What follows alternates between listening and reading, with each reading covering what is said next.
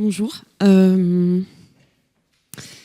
J'ai décidé de faire un petit exercice pratique que j'avais pas prévu, mais je pense que c'est bien pour commencer. Après, déjà, on est assez chaud. On a fait 1h20, 1 heure d'écoute.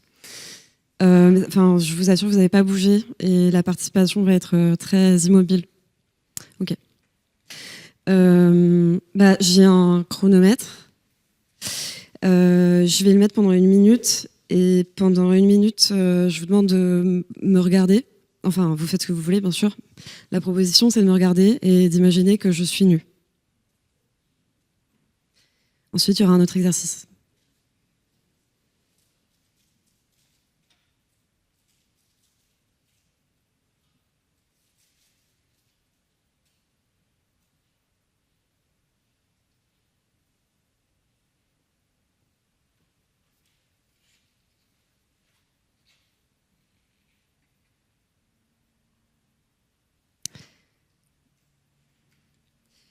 Il faut imaginer que je suis nue.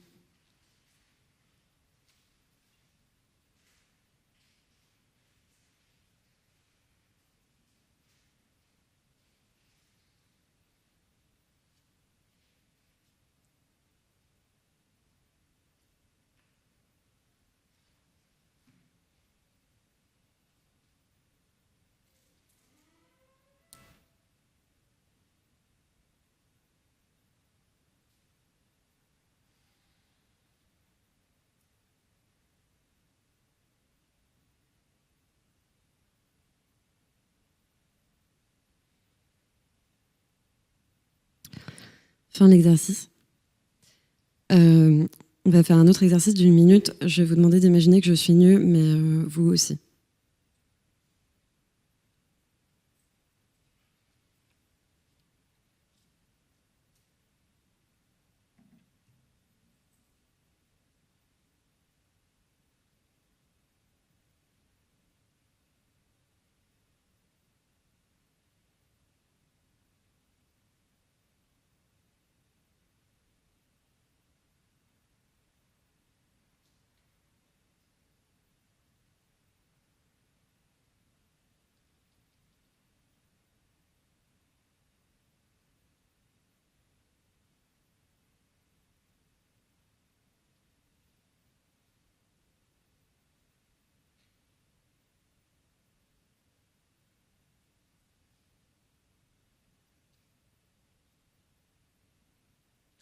Encore 15 secondes.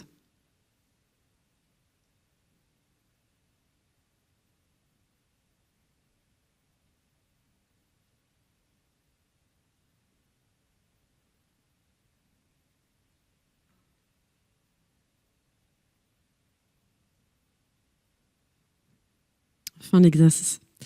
Je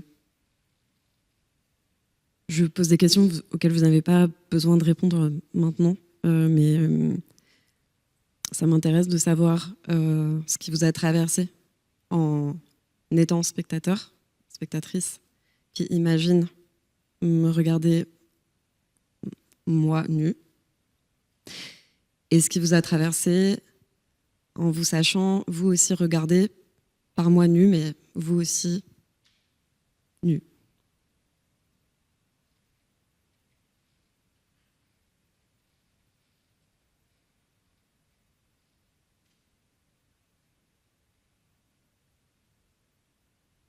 Ah, quelqu'un veut partager ?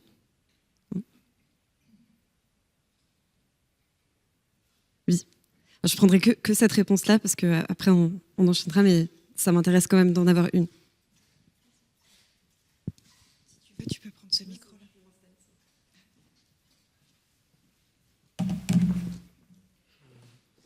Moi, je crois que dans l'exercice, j'ai essayé de ne pas détourner le regard et de regarder ton corps, votre corps supposément nu, et que j'étais un peu gêné quand vous m'avez regardé, parce que du coup c'était le moment qui était un peu gênant. Et finalement, quand j'étais moi aussi nu, il y avait moins de tension. Voilà. Plus... Merci, c'était un exercice en fait de présence scénique réciproque. Sans commentaire, je vous laisse faire les liens vous-même. Je vais passer à ma contribution que j'avais intitulée au départ à l'école de la nudité, accompagner la pudeur des élèves dans les parcours spectateurs. Et puis en la préparant, j'ai eu envie de modifier le titre comme souvent et proposer quelque chose d'un peu plus interrogatif. Donc voilà, c'est une réflexion sur la possibilité d'enseigner la nudité. Est-ce que c'est possible? Donc les parcours spectateurs et les dispositifs de médiation à l'épreuve du corps nu dans les arts vivants. Merci beaucoup du coup pour l'invitation. Donc je rappelle que ça s'inscrit dans un désir de réflexion autour de l'éducation au regard, la question aussi de l'éducation à une forme de distanciation vis-à-vis des normes qui régissent, qui construisent le regard. Moi, je vais répondre à cette invitation depuis mon champ d'expertise qui est lié à des réflexions que j'ai menées pendant une recherche doctorale entre 2015 et 2022 et qui s'intéressait à la nudité scénique comme cas d'étude, comme cas limite pour penser les problématiques de la représentation du corps. Donc ici, je propose une réponse très circonscrite, très limitée, qui va penser la nudité comme peut-être un cas d'étude pour saisir, cerner certains des enjeux de l'éducation au regard dans le contexte des parcours spectateurs. Donc ma thèse s'est proposée de penser la présence des nudités sur les scènes contemporaines, de réactualiser les outils de pensée disponibles pour analyser ces nudités, pour les comprendre, pour les recevoir, pour les réinscrire aussi dans une histoire longue des représentations. Et interroger les ressorts de leur réception. À cette occasion, j'ai notamment travaillé sur la pudeur. Alors, elle a été évoquée avec beaucoup de justesse par Morgane Tocco juste avant moi, et j'ajouterais que j'ai eu une approche qui empruntait aussi, alors de manière un peu surprenante, au champ de la psychanalyse, parce que j'ai un rapport un peu dialectique avec ce régime de pensée et de savoir. Mais on y reviendra peut-être plutôt dans les questions, dans la discussion. La question de la pudeur m'est apparue comme un outil intéressant pour penser les enjeux qui sont à l'œuvre dans la réception de la nudité. Et je pense qu'on en a fait l'épreuve dans ce petit exercice préliminaire. Pour reprendre les mots du sociologue Jean-Marie Braume, la nudité, c'est un catalyseur qui permet de révéler les soubassements historiques, mythologiques, politiques, de la manière dont nos sociétés ont mis en jeu le corps dans leurs pratiques et dans leurs représentations. Alors, mon approche demeure limitée. C'est une approche qui se cantonne à l'analyse des discours et des représentations, principalement théâtrales, mais j'ai aussi fait de l'analyse on va dire de discours philosophique. J'ai eu un corpus philosophique dans un de mes chapitres. Et cette analyse, elle développe une pensée de la nudité depuis la position située de spectateurs, de spectatrices, et non pas depuis celle des artistes, par exemple. Donc je me suis pas intéressée ou j'ai pas été faire d'entretien du côté des processus de création. Ni non plus du côté de la sociologie des publics. Ce sont vraiment deux approches qui sont très différentes l'une de l'autre, mais qui sont aussi très différentes de ce que moi j'ai développé. Une autre précision à donner, c'est que je me suis intéressée au champ du spectacle vivant contemporain, français, mais alors, les scènes françaises auxquelles je me suis intéressée accueillent des artistes de toutes origines. Cependant, il s'agit de scènes subventionnées dans le cadre de leur mission de service public. Donc, ça pouvait être les lieux dans lesquels j'ai été à la rencontre de spectacles ont pu être des théâtres nationaux, des centres dramatiques nationaux, des scènes conventionnées, etc., etc. Et je précise, afin de terminer ce disclaimer, que je pense qu'une contribution sur la question de enseigner la nudité dans le cadre des parcours spectateurs, elle serait vraiment complétée de manière très heureuse par une personne qui aurait une connaissance approfondie des politiques culturelles et de l'histoire des enseignements artistiques et de leur pratique. Voilà, je ne suis pas non plus spécialiste de l'EAC. Alors, pardon, j'ai déroulé mes propres slides, mais pas les vôtres. Je vous laisse relire.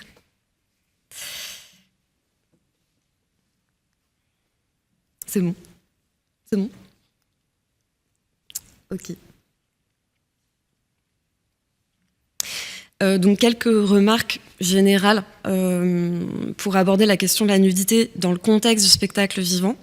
Au risque d'enfoncer des portes ouvertes, évidemment, je ne connais pas les rapports que chacun dans le public entretient avec cette question et avec la fréquentation des salles de théâtre.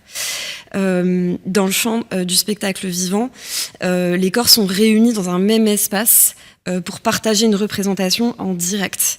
La nudité, donc, même si elle est prise dans un contexte de représentation, c'est-à-dire qu'il y a une forme de symbolisation, il y a des conventions qui vont, par exemple, raconter une histoire, décider que je suis non pas Chloé Lavalette, mais Eugénie Martel.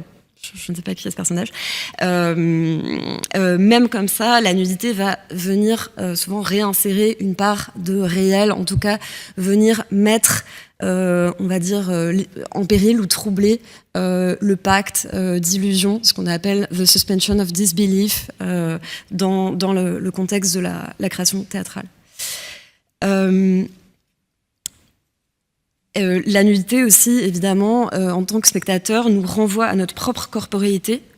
C'est un concept d'Hubert Godard qui renvoie de manière très caricaturale aux manières plurielles, multiples d'habiter nos corps, qui nous renvoie aussi à nos représentations et à nos pratiques corporelles, aux normes avec lesquelles nous négocions au quotidien et tout au long de la vie. La nudité, donc, elle peut nous intéresser dans la mesure où, en fait, en tant que spectateur, elle nous oblige, elle nous met presque en demeure, en fait, de penser notre posture de spectateur.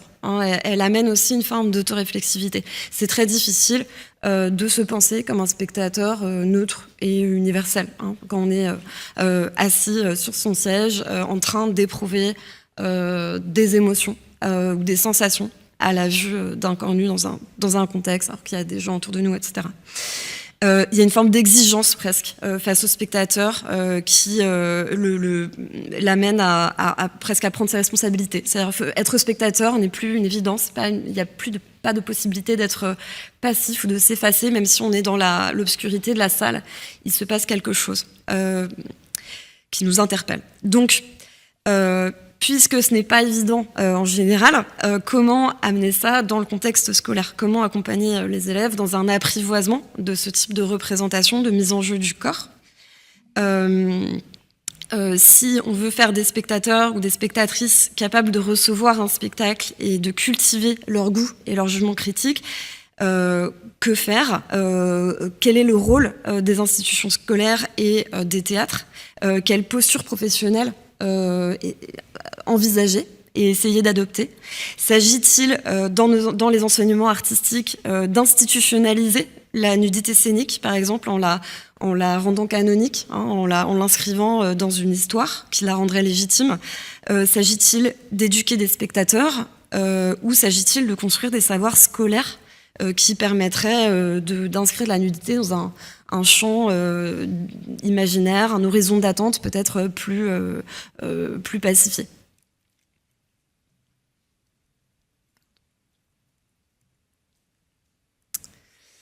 Alors, je fais un constat assez partagé, mais qui me semble nécessaire.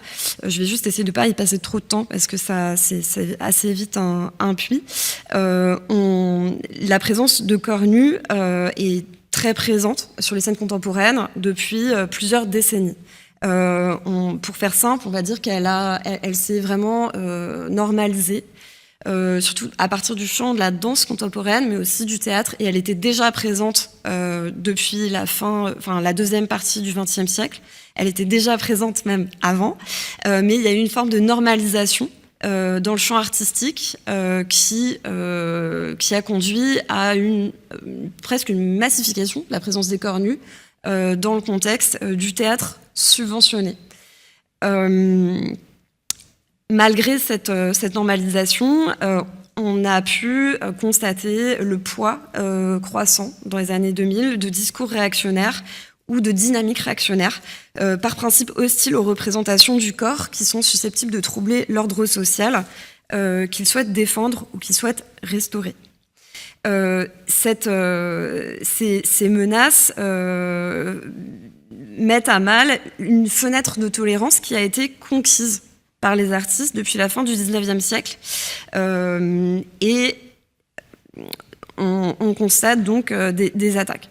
Donc, je mentionne rapidement là, les affaires autour de Golgotha Picnic et sur le concept du visage du Fils de Dieu, qui sont deux spectacles de metteurs en scène assez emblématiques d'une vague d'écriture théâtrale très, très proche du plateau, dans lesquels le texte est présent, mais pas central, et encore moins à l'origine de la création. Et ces deux spectacles qui ont été montrés en France pendant la même saison ont eu le même destin malheureux, c'est-à-dire qu'ils ont été très fortement attaqués par des groupuscules intégristes, dont je peux mentionner par exemple Civitas, qui jugeaient ces spectacles sacrilèges, puisqu'il y avait un usage de l'iconographie christique. Alors dans des registres complètement différents selon les deux spectacles, c'était très parodique et satirique chez Rodrigo Garcia et beaucoup plus tragique, élégiaque et même presque métaphysique chez Castellucci. Cependant, voilà, c'est des affaires qui ont énormément marqué, qui ont eu aussi un impact médiatique profond et qui ont contribué à instaurer un climat un peu difficile. Donc, ce qu'on peut constater depuis quelques années, c'est une forme de frilosité généralisée qui implique tous les acteurs du champ culturel. Il faut rappeler aussi que ce climat, il est le produit d'une dynamique globale qui implique tous les acteurs du système, et pas seulement ces moments dans lesquels il y a des protestataires qui interviennent de manière très spectaculaire. On est dans un contexte de crise politique et démocratique profonde, de crise aussi de la représentation et de politique culturelle néolibérale qui menace assez gravement la pérennité, la richesse, la diversité de la création contemporaine. Donc ça n'advient pas dans un moment pacifié à la base. C'est un paysage où la liberté de création est restreinte par des difficultés concrètes qui s'observent sur le terrain quand on discute avec les acteurs. Donc au risque de peindre un tableau un peu trop impressionniste ou un peu trop pessimiste, voilà, je passerai ici sur les résistances, sur les victoires, etc., qui sont tout de même présentes. Voici les composantes de ce climat dans lequel la nudité est vue comme un problème potentiel. Ce sont des metteuses en scène et des chorégraphes qui peinent à vendre leur spectacle ou qui doivent renoncer à une séquence qui met en scène un corps nu afin d'assurer la vente ou la coproduction du spectacle. Ce sont des professeurs d'école, de collège ou de lycée qui sont susceptibles de subir la pression de leur chef d'établissement si les spectacles vus par les classes suscitent des plaintes de parents d'élèves. Ce sont aussi des chefs d'établissement qui ont peur des plaintes de parents d'élèves et qui voient que leurs collègues emmènent voir des spectacles et qui ne savent pas à quel risque ils s'exposent. Ce sont des programmateurs, programmatrices inquiets des réactions de leur public, leur avec des guillemets, face à la présence de corps nus et qui redoutent des pressions politiques ou des sanctions qui pourraient découler de ces choix de la part de leur tutelle quand leur structure reçoit des subventions publiques. Et enfin, ce sont des publics, notamment jeunes, on y reviendra, sur lesquels les professionnels sont aussi parfois amenés dans ce climat à projeter leurs propres angoisses et en sous-estimant leur capacité d'analyse et de compréhension réelle, ne leur laissant pas toujours la chance d'exercer leur jugement face à des représentations qui pourraient déplacer leurs habitudes culturelles ou perceptives. Donc, dans ce contexte, tous les acteurs du champ culturel, à tous les niveaux de la chaîne de production, sont amenés à suranticiper les réactions les uns et les unes des autres et à mettre en place, de manière formelle ou informelle, des stratégies pour se préserver des risques impliqués par la nudité. Alors, je nomme ça parce que je pense que c'est rarement dit, hein, et qu'il y a une sorte de... Quand on discute avec des chargés de relations publiques ou des professeurs, voilà, en tout cas, je constate une forme de culture de l'hypervigilance. J'ai appelé ça comme ça. Hein, l'hypervigilance, elle est empruntée plutôt au vocabulaire du trauma. C'est-à-dire le fait d'être extrêmement réactif au moindre signe qui pourrait représenter un danger. Et cette culture de l'hypervigilance, évidemment, elle est peu favorable à la liberté de création, tout comme elle est peu favorable à l'émancipation des publics. Parole d'un professionnel qui traduit, à mon avis, cette hypervigilance. J'ouvre les guillemets. Il suffit d'un élève, d'un parent, tout peut dégoupiller. C'est donc une grenade. Là, je vous montre, mais je vais passer très rapidement parce que je pense que le temps passe. La page de présentation d'un spectacle de Latifa Labissi, grande figure de la scène chorégraphique contemporaine. Adieu et merci, c'est un spectacle qui date de 2013, donc qui est bien connu des professionnels. Et le théâtre qui fait un gros travail de relation avec les publics a jugé bon d'insérer une petite phrase. Je ne sais pas si vous l'avez, c'est la troisième avant la fin, à partir du bas.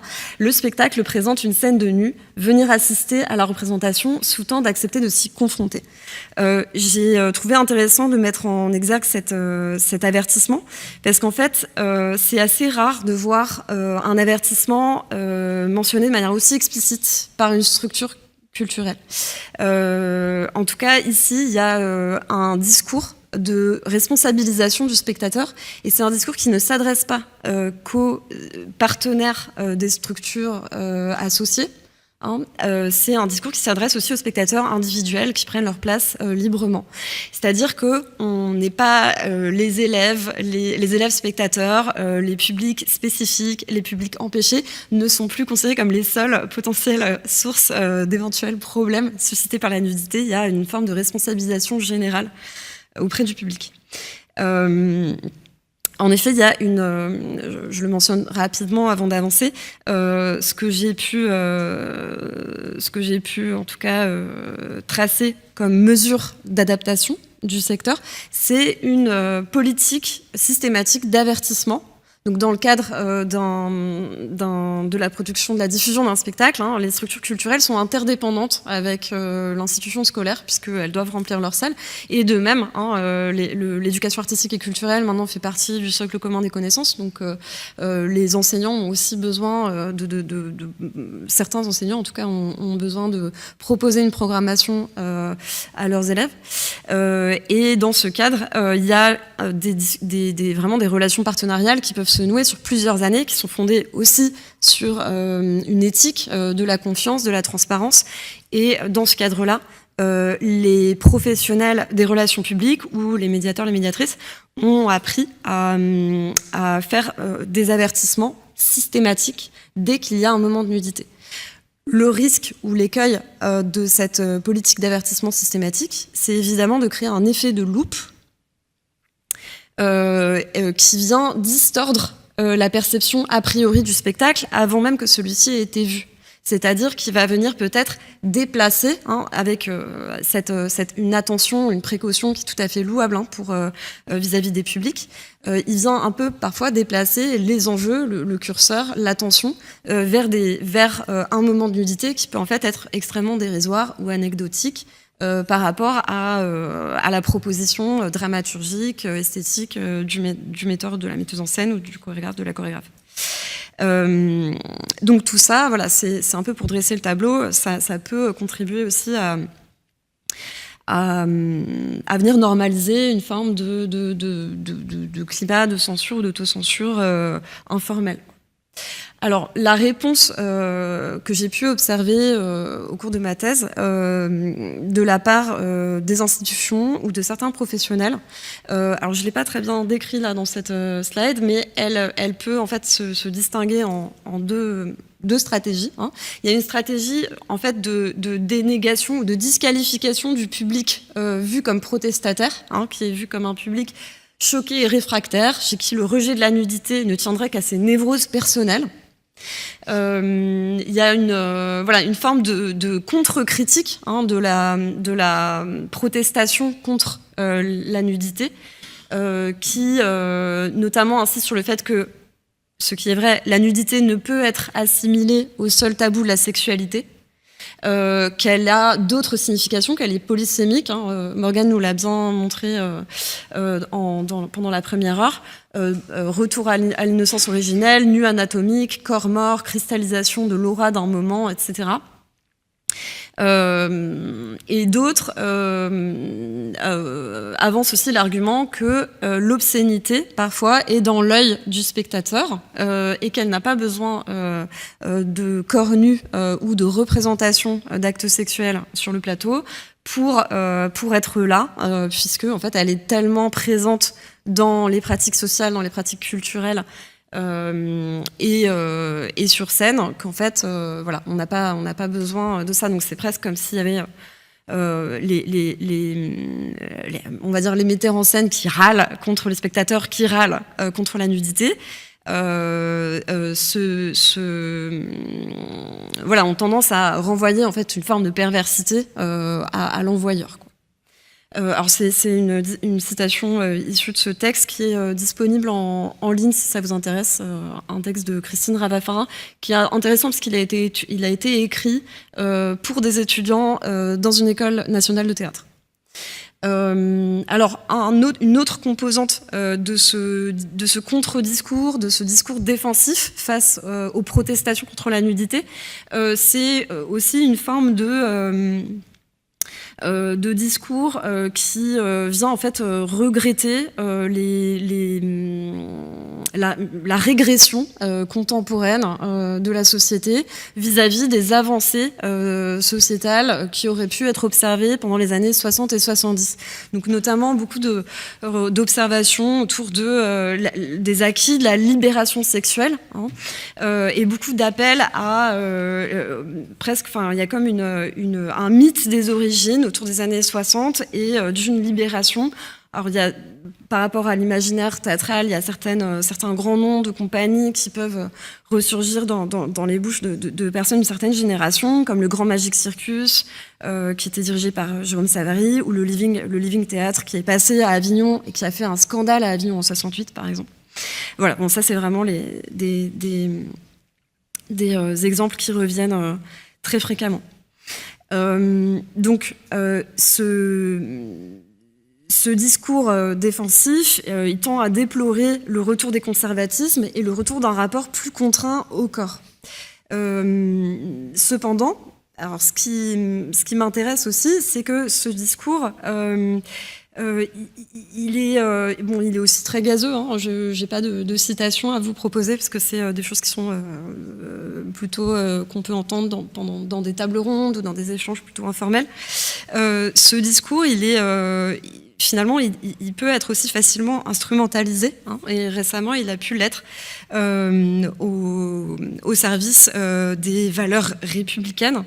Je fais référence, par exemple, à l'affaire, on sort un petit peu du champ du spectacle vivant, mais je fais référence à une affaire qui a été un peu médiatisée, où ma voix a changé, qui est l'affaire du collège d'Issou, dans les Yvelines. Je ne sais pas si vous avez suivi ça en 2023.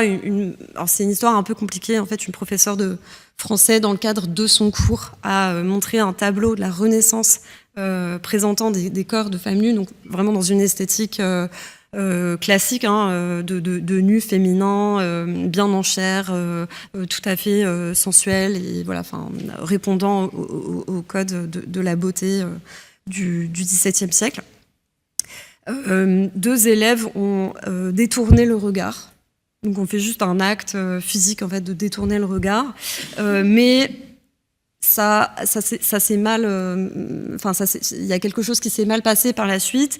La professeure a été accusée, alors par ces élèves-là ou par d'autres élèves, d'islamophobie, d'avoir émis des discours islamophobes. Et donc ça a amené en fait un recadrage avec la venue en personne du ministre de l'Éducation récemment en poste de l'époque, qui était Gabriel Attal. Donc quelques semaines avant de devenir Premier ministre. Il y a eu une médiatisation assez intéressante de son recadrage, puisqu'il est intervenu donc, à la fois dans le collège dissous et à l'Assemblée nationale. Il y a eu des questions, les questions des députés auxquelles il a répondu. Il a eu des paroles très fermes, dans lesquelles il était à l'époque dans un discours de réaffirmation de l'autorité à l'école, et aussi de réaffirmation de l'école comme un lieu d'assimilation des valeurs républicaine, selon une définition relativement récente, un réinvestissement des dites valeurs républicaines. Et ici, la nudité a presque été embarquée dans un discours de défense des valeurs républicaines, puisque Gabriel Attal a dit, je cite de mémoire, il faudrait vérifier, on ne refuse pas de regarder un tableau. À l'école de la République, on ne refuse pas de regarder un tableau. Et on ne refuse pas, il faisait aussi un amalgame avec une autre histoire, avec une histoire de musique. Mais bon, là, je vais m'égarer si je continue. Donc, simplement pour dire que ce discours... il peut y avoir un contre-discours, un discours défensif qui peut prendre plein de formes, qu'on ne peut pas uniformiser ou homogénéiser, qui émanent d'acteurs très très différents. Cependant, voilà, le problème, c'est qu'il est caricatural, ce discours.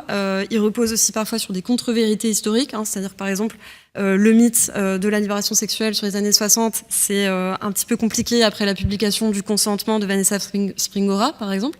Donc on a quand même, dans les dernières années, compris que les acquis du féminisme des années 60 avaient été en tout cas incomplets, insatisfaisants, et que un grand nombre des déplacements des inhibitions sociales vis-à-vis de la sexualité, par exemple, avaient principalement profité aux hommes blancs bourgeois, etc. Je passe rapidement. On pourrait parler aussi de l'écorchement de certaines figures iconiques comme Simone de Beauvoir. Il y a beaucoup de choses à dire sur cette mythologie-là qui s'est un peu fissurée ces dernières années. Ces discours défensifs tendent aussi à être contradictoires et contre-productifs. Alors simplement contradictoires et contre-productifs quand ils viennent institutionnaliser en fait la nudité. Alors soit en se réclamant d'un discours républicain, soit en se réclamant aussi de la nudité comme quelque chose qui fait partie de l'histoire, de notre culture et qui doit être réaffirmé comme faisant partie intégrante d'une identité.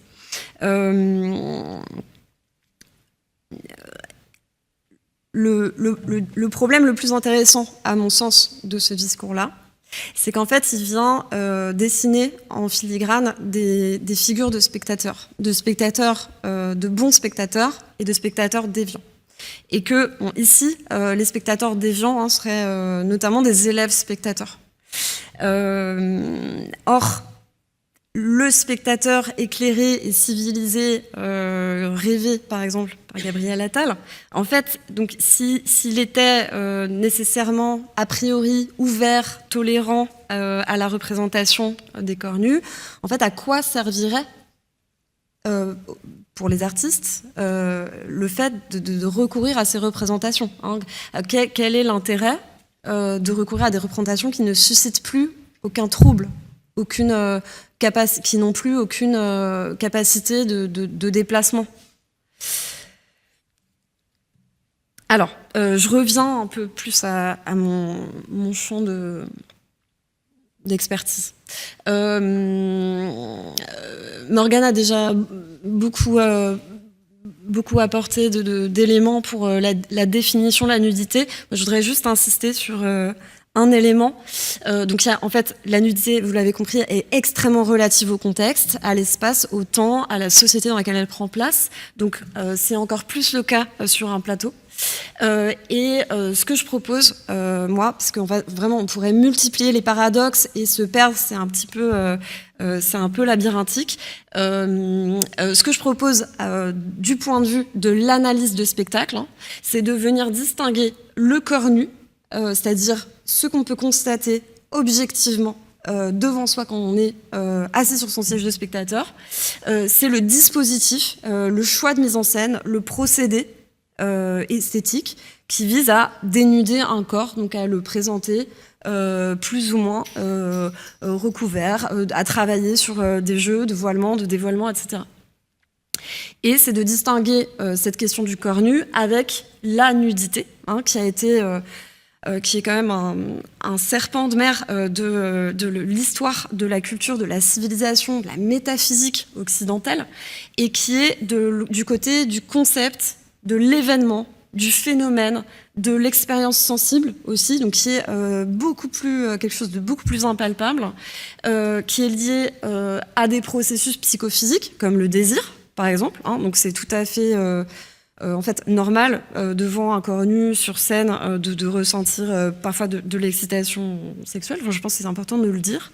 Mais aussi d'autres expériences qui peuvent être à la fois abstraites et très concrètes physiologiquement, émotionnellement parlant, comme la vulnérabilité. Hein, on a presque évoqué ça, mais pas tant dans la première partie, ou comme la vérité. Il y a des moments où la nudité, comme procédé scénique, dans un spectacle, vient soutenir une sorte d'effet de vérité, de dévoilement. Donc, voilà, on a une histoire très forte avec ça depuis Platon.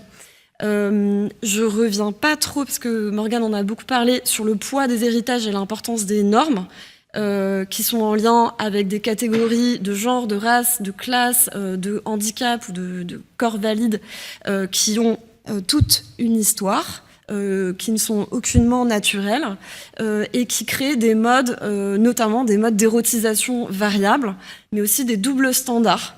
Morgane évoquait la perception du torse, la perception différenciée du torse ou de la poitrine. C'est vraiment l'exemple facile chez les hommes et les femmes cisgenres.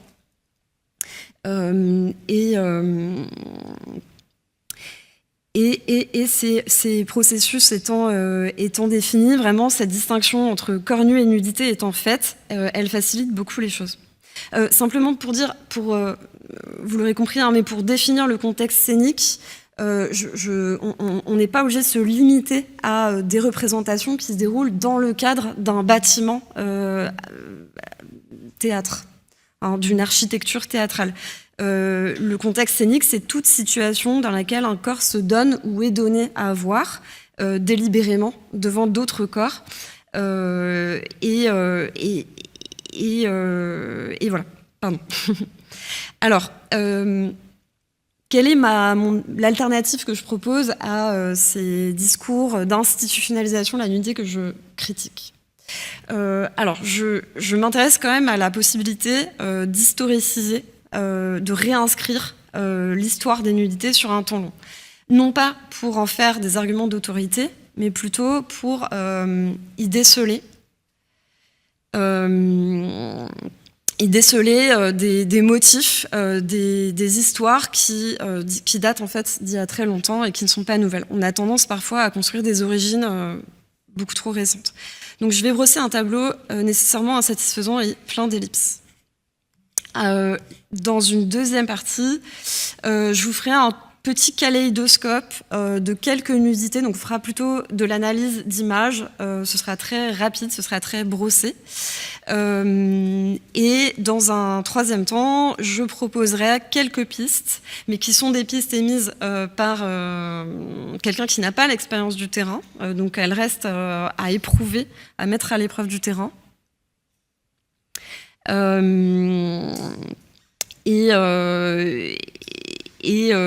Donc des pistes, disons, à destination des futurs, éventuellement des futurs professeurs ou des futurs professionnels qui sont amenés à accompagner les élèves, des élèves spectateurs, dans la préparation d'une expérience de spectacle qui pourrait comporter de la nudité.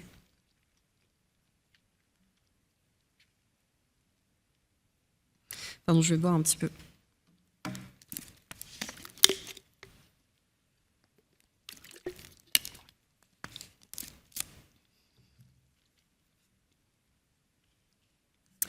Alors,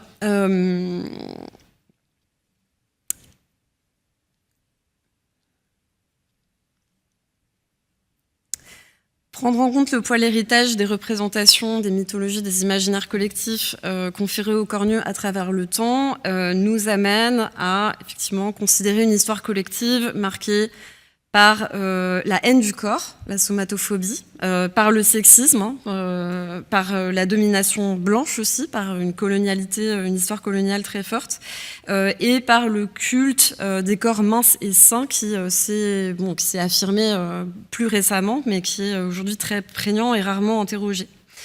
C'est aussi apprendre en fait comme à gratter un palimpseste dans notre propre répertoire visuel et émotionnel. C'est feuilleter les différentes strates historiques de notre perception, c'est en repérer les conditionnements.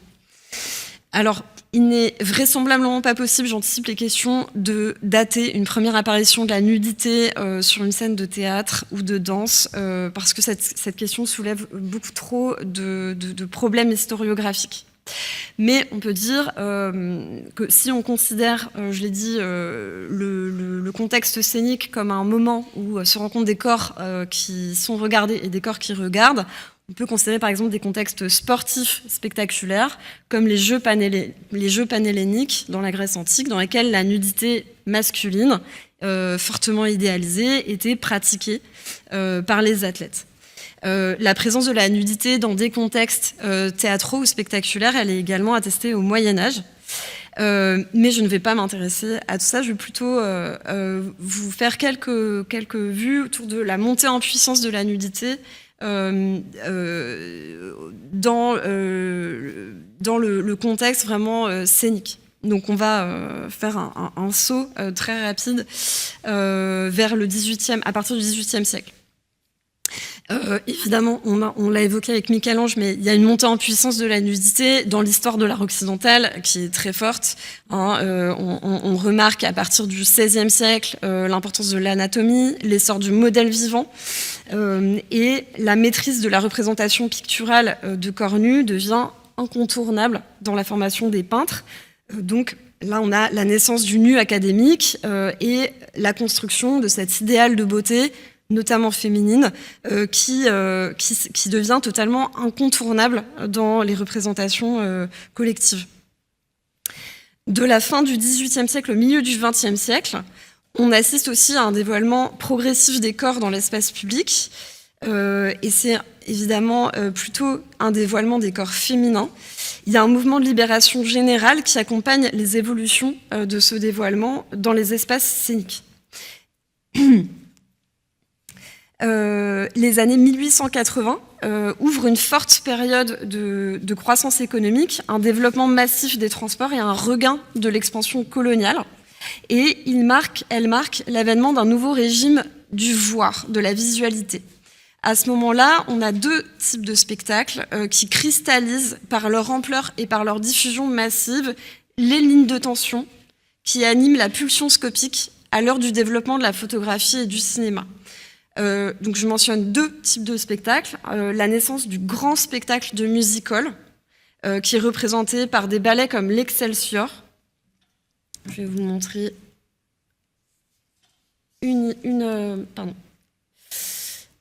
c'est bon.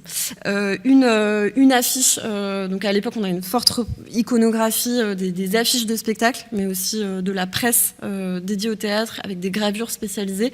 Donc là vous avez l'Excelsior qui était un ballet de music-hall qui mettait en scène beaucoup, enfin les premiers, voilà, nous on a les images du French Cancan, voilà, c'est l'ancêtre du French Cancan avec une mise en scène presque industrielle, très très rythmée de l'exhibition exposition, le battu de la jambe dénudée des danseuses. D'un autre côté, on a aussi, vous voyez à droite, je ne sais pas si la lumière permet vraiment de voir, l'essor des expositions coloniales. Donc ici, c'est une exposition de 1906, mais on a la 10e exposition coloniale qui marque vraiment les esprits déjà 20 ans avant. Pardon, je change juste en 1889, la 10e exposition universelle marque le début d'une diffusion massive. Quand je dis massive, c'est vraiment dans toutes les grandes villes de France, de dispositifs qui donnent à voir des corps altérisés, exotisés, et notamment des tournées de ce qu'on appelle des villages ethniques à travers une quarantaine de villes françaises. L'exhibition de corps racialisés, elle ne date pas du 19e siècle. Elle participe du récit colonial dès le début de l'expansion coloniale. On peut mentionner par exemple la figure de Saartjie Baartman, qui est très connue, qui a fait l'objet d'un film d'Abdelatif Kechiche, La Vénus noire. Et en fait, donc ça c'est tout début du 19e siècle. Moi, je fais le choix de ne pas reconduire en fait cette exhibition en montrant une iconographie liée à Saartjie Baartman, mais je voulais vous montrer cette gravure. On voit vraiment très mal d'une pièce donc de 1879 qui s'appelle La Vénus noire, qui joue en fait, où on voit là très bien un double standard sur la monstration idéalisée et héroïsée d'un corps féminin non blanc qui est beaucoup plus sexualisé que ses pairs blanches. Avec notamment l'exhibition du ventre qui est très très rare pour les femmes blanches à l'époque, et aussi vous voyez une jupe très très courte. Donc ça c'est un double standard qui a été très largement analysé, notamment aux États-Unis. Je peux vous recommander la lecture par exemple de Patricia Hill Collins, qui fait vraiment une analyse magistrale de la manière dont les corps féminins blancs ont été, dans leur hégémonie, dans leur idéalisation, ont été construits avec le contre-modèle des corps féminins racisés qui étaient construits avec une animalisation, une exotisation très forte, mais aussi une figure de laideur, de monstruosité, une hypersexualisation, une figure de sexualité déviante, etc. Donc je voulais juste le montrer parce que ça c'est vraiment constitutif de notre regard. Il se passe beaucoup de choses au XIXe siècle. Je vous montre aussi une des premières femme qui a vraiment bâti son image sur sa nudité maîtrisée, travaillée et assumée, c'est Colette. Mais je passe parce que je suis en train d'exploser le temps. Et je passe très rapidement sur les fameuses années 50, 60, 70, avec deux images, désolée, qui sont aussi mal visibles à cause du contraste. Donc à gauche, vous avez une photographie qui documente les fameuses anthropométries d'Yves Klein dans une galerie en 1961. Et à droite, vous avez un cliché d'un spectacle de la chorégraphe Anna Halprin, donc Halprin avec un H, qui date de 1965, qui s'appelle Parades and Changes, donc comme parade et changes. Donc changes, c'est les changements. C'est alors les anthropométries, peut-être je vous les présente pas, ou si. Alors dans les deux cas, ce que vous voyez dans cette image, c'est à la fois des corps. Donc à gauche, on voit essentiellement des corps féminins. À droite, c'est un peu plus mixte. Et on voit aussi un contexte de papier, de toile blanche, etc. Ces deux images, elles sont très emblématiques de ce qui se passe à ce moment-là, dans l'après-guerre, c'est-à-dire un mouvement assez multiple où à la fois la toile s'émancipe du dessin, de la figuration, et prend chair à travers des corps. Donc ici, avec Yves Klein, vous avez des corps qui sont instrumentalisé de manière consciente et choisie et enfin relativement neutre, hein, il n'y a pas de connotation négative derrière, qui sont utilisés comme des pinceaux vivants qui vont s'imprégner de peinture bleue, c'est le fameux bleu clin, et qui vont aller marquer l'empreinte de leur corps sur une toile verticale. Ce qui est intéressant pour Yves Klein à ce moment-là, c'est que le peintre se déprend du geste de peindre et qui passe en fait par un concept, que ça se passe par autre chose. La dynamique chez Anna Alprin est presque complètement inverse, parce que les corps ici ne sont pas des pinceaux, ne sont pas des instruments, ce sont des corps, on va dire, sentients. Et là, on est dans la dernière séquence du spectacle, c'est un spectacle qui est séquencé avec des moments de dénudation, de déshabillage face publique et de rhabillage.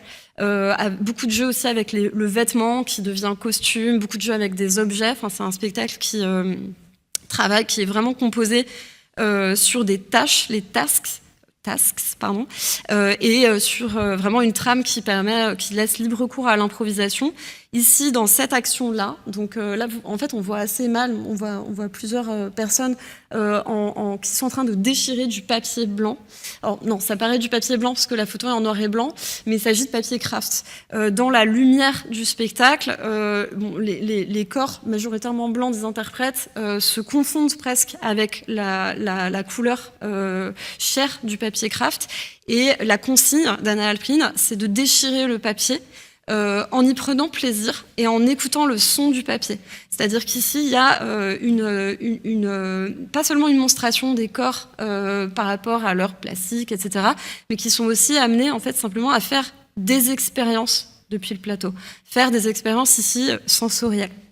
On peut aussi faire un parallèle entre l'exposition du corps nu, c'est-à-dire un corps dont toute la peau est découverte, et la surface qui est le papier. Et ici, évidemment, déchirer cette surface, c'est en éprouver la matière. C'est aussi questionner le fait que la toile serait uniquement une surface d'inscription ou de projection, et plutôt la jeter en quelque sorte, la lancer, la mettre en mouvement dans un espace en 3 dimensions. Et je voudrais souligner qu'il y a des dynamiques assez différentes dans ces 2 images. On peut le retrouver dans plusieurs autres œuvres, mais c'est effectivement l'époque où on a des performeuses ou des chorégraphes ou des peintres, des artistes féministes. On peut citer aussi Caroline Schneemann avec Meet Joy en 1964, Yoko Ono, Yayoi Kusama, Anna Wilke, qui vont mettre en scène leur corps nu dans un espace performatif en re-questionnant en fait tout le dispositif de regard et en mettant vraiment un accent très fort sur l'agentivité de ce corps qui se présente comme nu, donc qui accepte d'être objet du regard, mais qui est aussi regardant et agissant. La chercheuse en danse Julie Perrin manie ce type d'exemple dans un article assez important, et elle y voit une forme de tension politique, un dialogue direct, parfois cinglant, avec l'histoire de l'art et ses conventions. C'est aussi qu'elle montre en fait que le nu, la performance a besoin de retravailler le nu, parce que le nu ne fait pas toujours effraction dans un contexte scénique. Finalement, les conventions se réinventent perpétuellement et finissent toujours par s'installer. Donc il y a toujours une forme de dialogue et de friction à réinventer.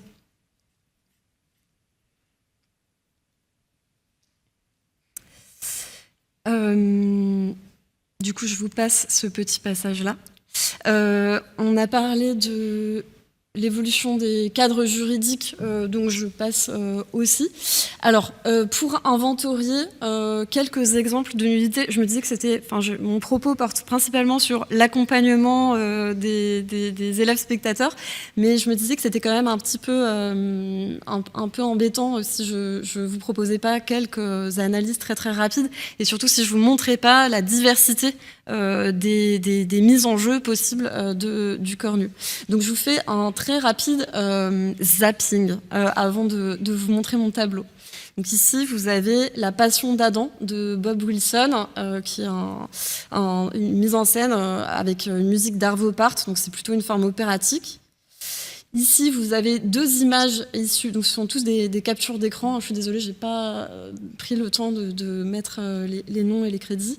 Vous avez 2 captures d'écran issues de 2 moments de la pièce. L'une qui est une scène qui raconte l'après scène de viol vécue par le personnage féminin que interprète ici Elsa Le Poivre, et l'autre un moment de jubilation masculine par 2 acteurs qui jouent des SS à ce moment-là, ou des personnes qui sont en train de se convertir au nazisme. Donc les damnés, c'est une adaptation du film de Visconti, pour aller rapidement. Dans un 3e temps, vous avez une image issue d'un spectacle plus récent de Florentina Holzinger, qui est une chorégraphe autrichienne, et qui s'appelle Ophelia's Got Talent. Donc, c'est une référence directe à la figure romantique d'Ophélie.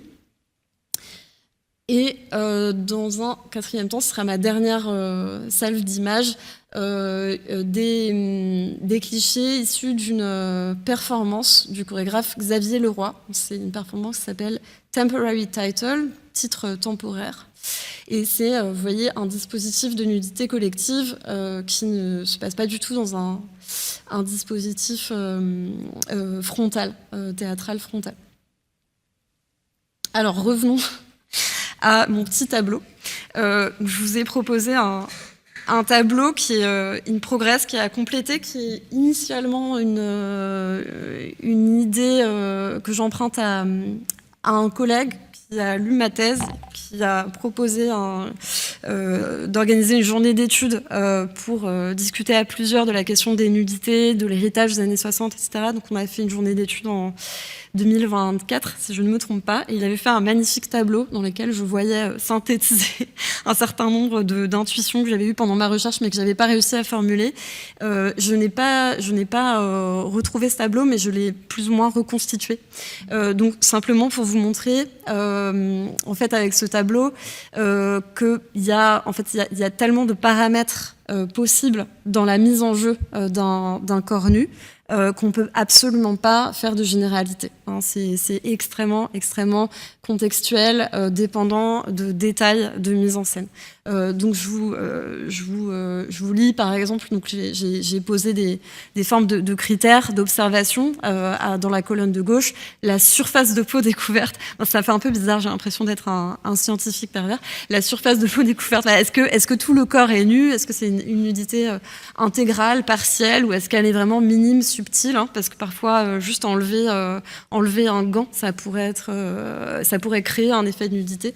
Est-ce que combien de temps ça prend, ce moment de nudité? Est-ce que c'est tout le spectacle?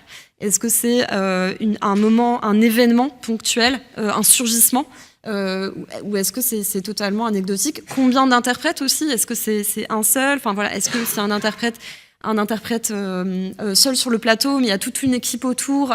C'est très différent. Les lectures du corps, on en a un peu parlé. Le rapport à la génitalité, au caractère, ce que Freud appelait les caractères sexuels secondaires, donc ce qui n'est pas les organes génitaux, mais la poitrine, les fesses, etc. Est-ce que tout ça est exposé? Et aussi les rapports de proxémie, de proximité avec les spectateurs. Est-ce qu'il y a contact? Est-ce qu'il y a une distance qui crée vraiment, qui cantonne la nudité à un régime visuel? Ou est-ce qu'on est dans des interactions qui peuvent même aller vers le tactile ou vers même d'autres sens? On peut parler aussi du degré de métaphorisation. Il y a des spectacles dans lesquels la nudité est présentée comme brute, c'est le corps de l'interprète. Je pense par exemple à un spectacle emblématique qui s'appelle Jérôme Bel de Jérôme Bel, qui date de 1995 et qui a vraiment marqué l'histoire de la représentation des corps nus. Ou est-ce que c'est une nudité qui est tellement justifiée, tellement intégrée dans la dramaturgie, dans l'histoire, qu'on en oublie en fait l'interprète, et qu'on ne voit que la nudité du personnage parce que c'est ça qui est raconté. Voilà. Alors je vous passe rapidement les Les images, c'est une sélection assez arbitraire, je dois l'avouer, qui ne reflète pas forcément mon corpus de thèse, mais qui m'inspirait pendant la préparation de cette conférence. Ici, vous avez une nudité extrêmement académique. Il y a une forme de pudeur créée par la lumière, donc on a accès en fait à l'idée du corps nu de l'interprète, mais seulement la moitié de son corps est éclairée. Donc on a ici aussi un corps d'homme blanc, athlétique, viril, qui s'inscrit dans une imagerie très classique, en fait. Après, c'est un spectacle de Bob Wilson, un très très très grand metteur en scène, donc qui joue évidemment de manière très consciente avec ces images. Et le spectacle, c'est la passion d'Adam. Donc vous avez ici la nudité faisant appel à le mythe de la naissance, de l'originel, etc. Dans les deux images ici, ce qui m'intéresse, c'est des mises en jeu expressives de la nudité. Donc ici, la nudité est le service d'une narration qui parle du vécu des personnages. Donc à gauche, c'est une scène de viol qui a été représentée avec un corps badigeonné d'une matière noire et visqueuse, comme du goudron. Puis, vous voyez, saupoudré de plumes. On voit aussi la tête un peu penchée. Donc la nudité, elle est presque... elle est suggérée, elle est aussi voilée par les plumes, mais on voit aussi une posture de honte qui est très forte, ou d'humiliation, en tout cas de blessure. Et dans la deuxième slide, c'est un moment du spectacle qui est intéressant parce qu'on voit, donc ici on voit une espèce de scène de jubilation masculine avec derrière un écran où il y a des incrustations, des corps nus qui se démultiplient, des corps d'hommes nus qui se démultiplient. Et c'est un peu une scène dans laquelle Ivo Vanov, le metteur en scène, suggère aussi une forme d'homo-érotisme très fort dans la culture nazie des corps athlétiques, sains, masculins, etc. Et la scène, en fait, là, ici, on voit l'acmé de la scène qui est une forme de jubilation très, très forte. Et en fait, elle va se dégrader.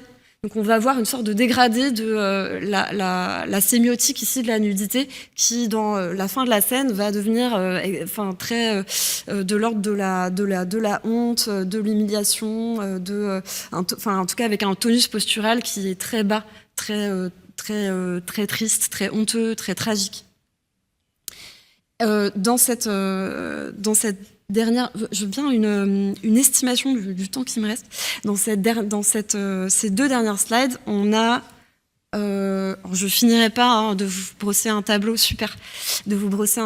on va dire riche et varié de la multiplicité des mises en jeu du corps nu.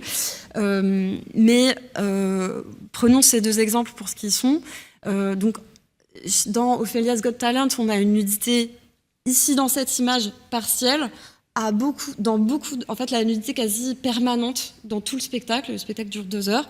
C'est une distribution exclusivement féminine et ou queer, en tout cas. Enfin, il n'y a pas d'homme cisgenre dans la distribution.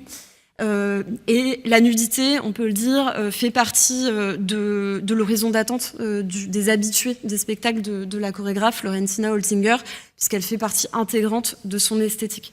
Florentina Holzinger a d'abord une formation de danseuse classique et un de ses premiers spectacles met en scène, en fait, avec une interprétation d'un ballet néoclassique des années 50 qui était joué, j'ai oublié, de Cunningham, pardon, de Apollo de Cunningham.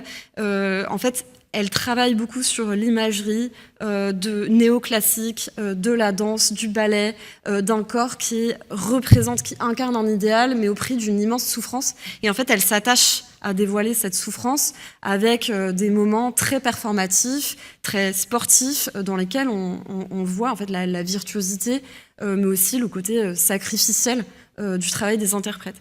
Alors, Ophelia's Got Talent, c'est une référence, je l'ai dit, à Ophélie, donc encore une figure romantique. La nudité diaphane et aquatique d'Ophélie, qu'on connaît bien dans sa représentation par un prix raphaélite, il me semble. J'ai oublié le nom du peintre qui a fait le tableau vraiment emblématique d'Ophélie. Si ça vous revient pendant les questions, je veux bien.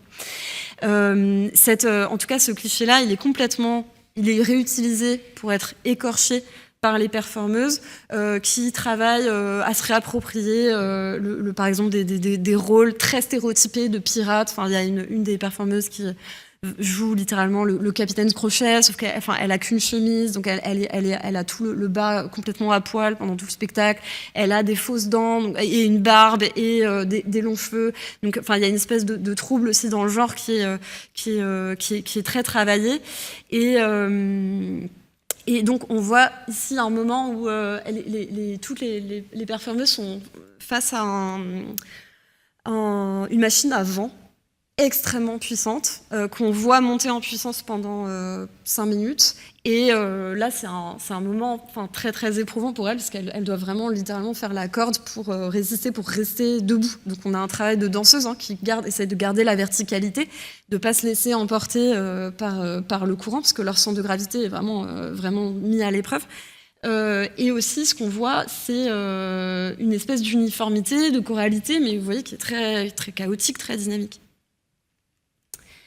Et je terminerai ce petit kaléidoscope par ces images de Temporary Title. Donc vous voyez dans ces images, dans celle qui est en haut à gauche, une sorte de petit magma de corps. C'est aussi une image qu'on peut voir assez régulièrement dans des spectacles de danse. Elle est présente aussi dans Tragédie d'Olivier Dubois. Alors, c'est un spectacle c'est pas vraiment un spectacle, c'est plutôt une performance. Elle se produit dans des espaces muséaux, par exemple au centre Pompidou, ou alors dans des lieux de danse un peu transformés en espaces muséaux, puisqu'il n'y a pas de gradin. Les spectateurs n'ont littéralement pas de chaises pour s'asseoir. Ils se posent la plupart du temps contre les murs, sur les bords. Et donc, il y a une espèce de flou sur la question de l'espace en fait entre les regardants et les regardés, et cette distance elle est sans cesse travaillée. Il y a des moments, donc c'est une représentation dont la partition est très cyclique, il y a des moments où ils jouent en fait, ils dansent des animaux, des lions. Donc ils ont la corporéité d'une bande de lions. Ils ont aussi le mode de sociabilité, de socialité, le mode d'être ensemble d'une bande de lions.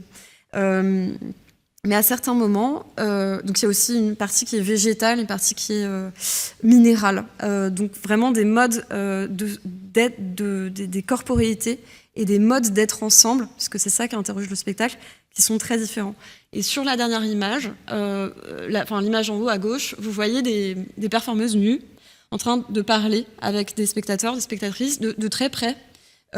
Donc qui ont apprivoisé probablement la pudeur des spectateurs et des spectatrices, et comment elles s'y prennent pour en arriver à ce degré de convivialité.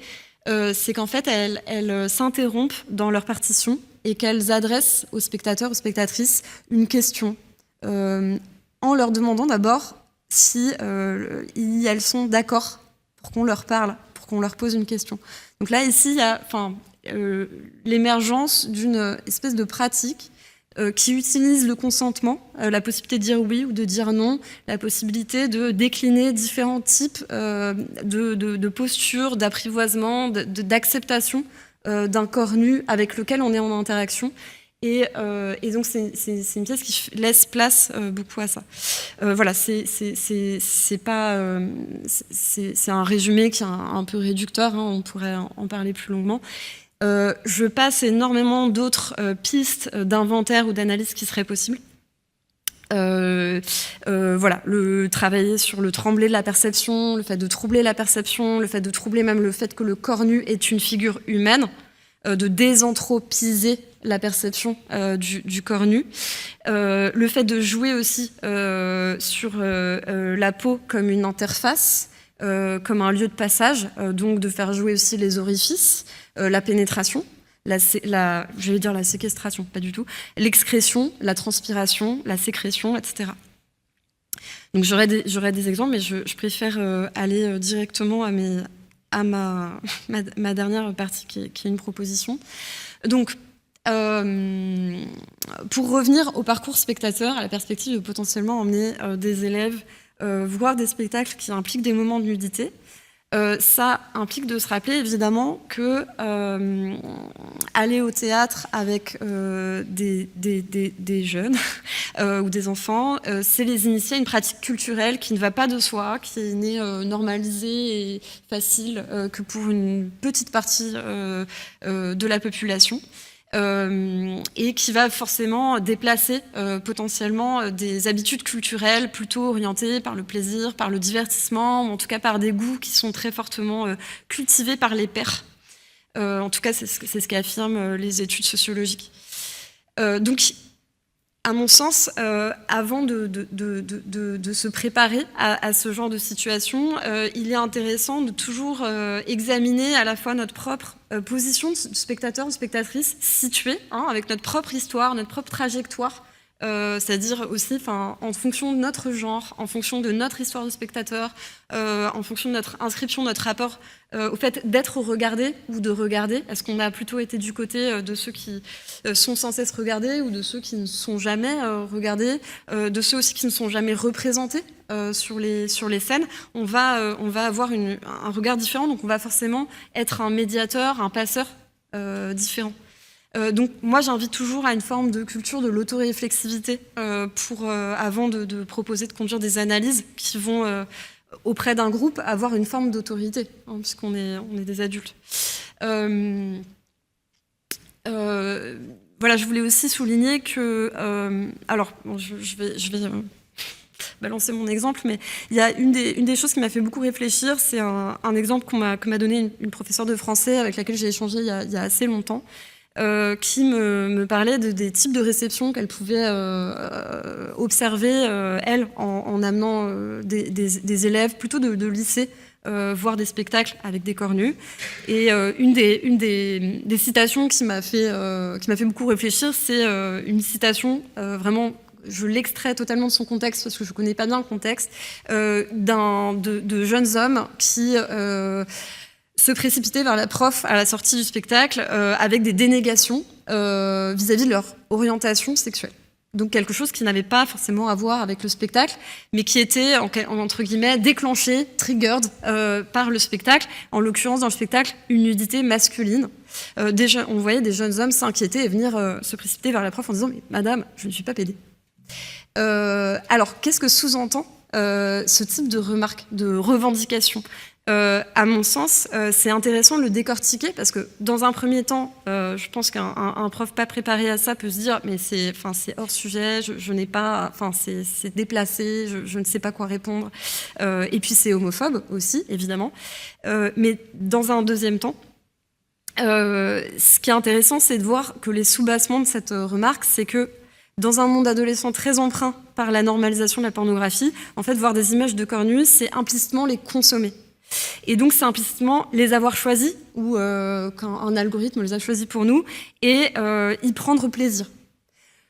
C'est une hypothèse, mais découvrir un cornu en présence d'autres membres du public et de pairs, ça peut être en fait assez déroutant par rapport à des pratiques spectatorielles qui assimilent directement le cornu à sa dimension sexuelle, à sa possibilité de consommation érotique, et du coup, qui suppose qu'être spectateur, c'est adhérer à ces représentations.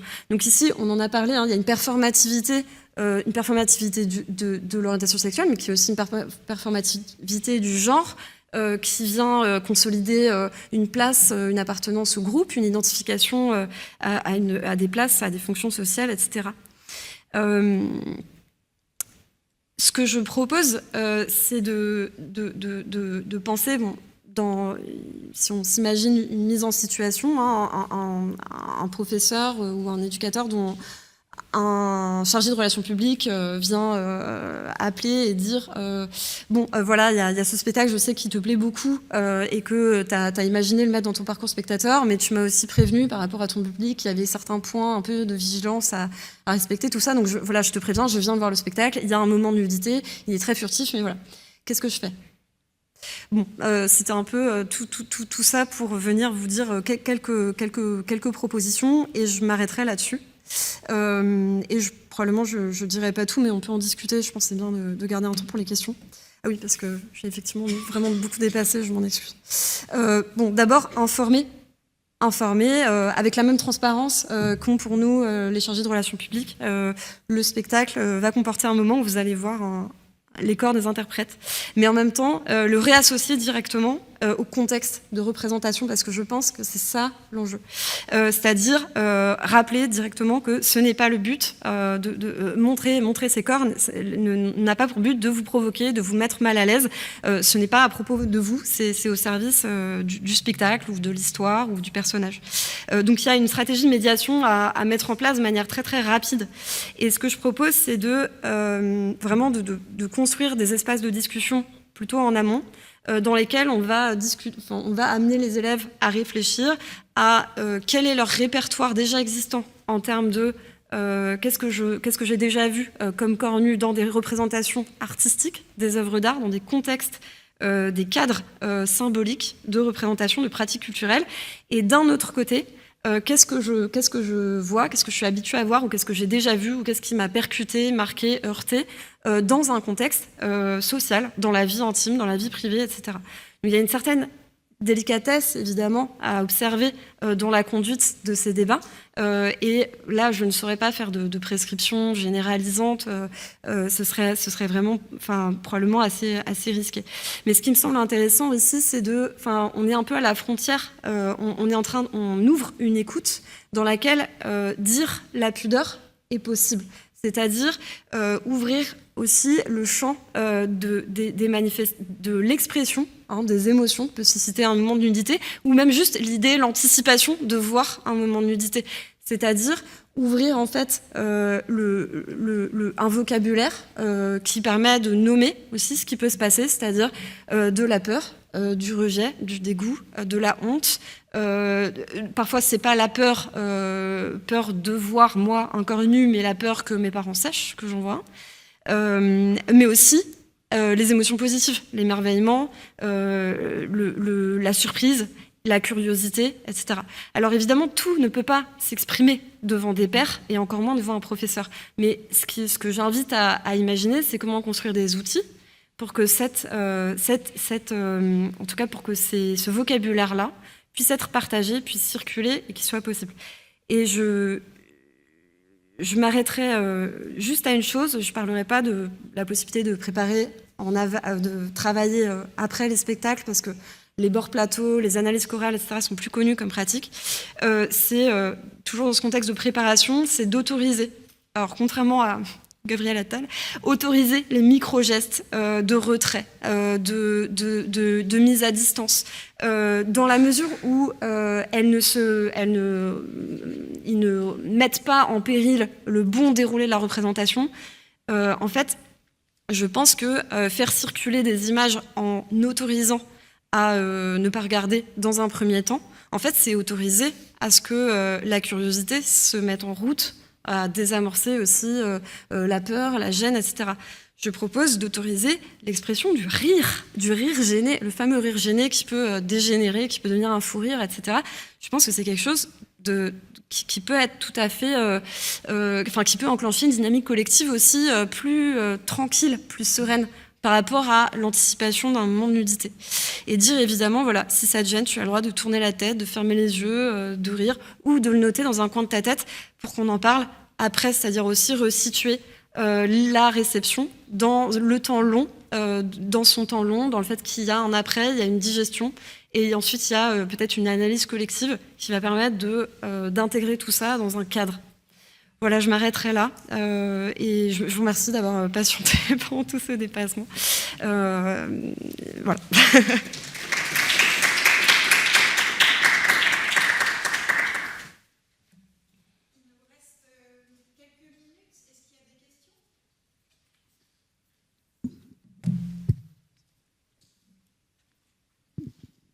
Vraiment, n'hésitez pas, on est tout au bord du week-end.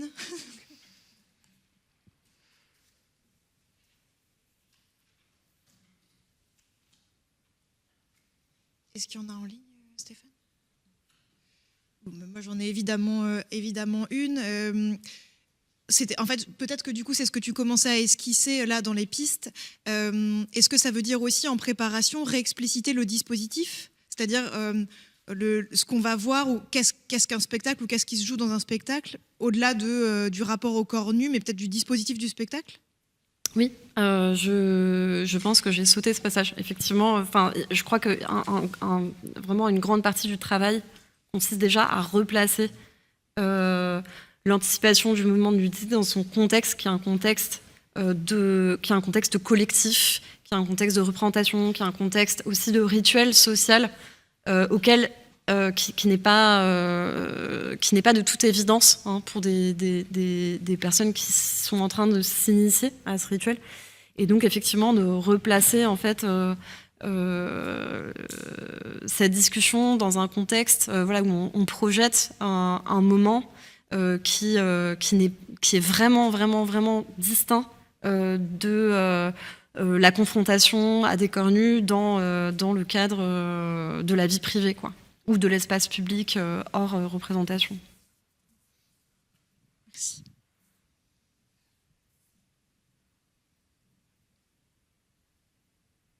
Et après, je précise par rapport à ça, on peut être dans un moment, dans un endroit un peu de bord, c'est-à-dire, c'est aussi important de laisser des paroles gênées s'exprimer, parce que évidemment la perception de corps nu dans ce cadre de représentation, elle va aussi être informée par l'expérience et les pratiques sociales. Donc, je rappelle que le rôle aussi des enseignants peut être d'accueillir des paroles qui peuvent concerner des vécus difficiles, des expériences aussi de violence sexuelle ou je sais pas de climat incestuel dans lequel de la nudité est imposée. Enfin, il y a aussi ça c'est un autre sujet, c'est une autre formation, mais on se bat actuellement pour le maintien de l'éducation à la vie affective, sexuelle et relationnelle, justement pour que les professeurs qui travaillent sur des parcours de spectateurs n'aient pas à refaire, à reposer ces bases-là, ne se retrouvent pas confrontés en fait à devoir remettre reposer en fait la distinction entre une nudité qui est acceptée dans le cadre d'une représentation et une nudité qui est imposée, compliquée, problématique, etc. dans un autre cadre. C'est aussi à ça que servent les VARS, quoi. Et évidemment, des ponts peuvent être faits, quoi. Merci.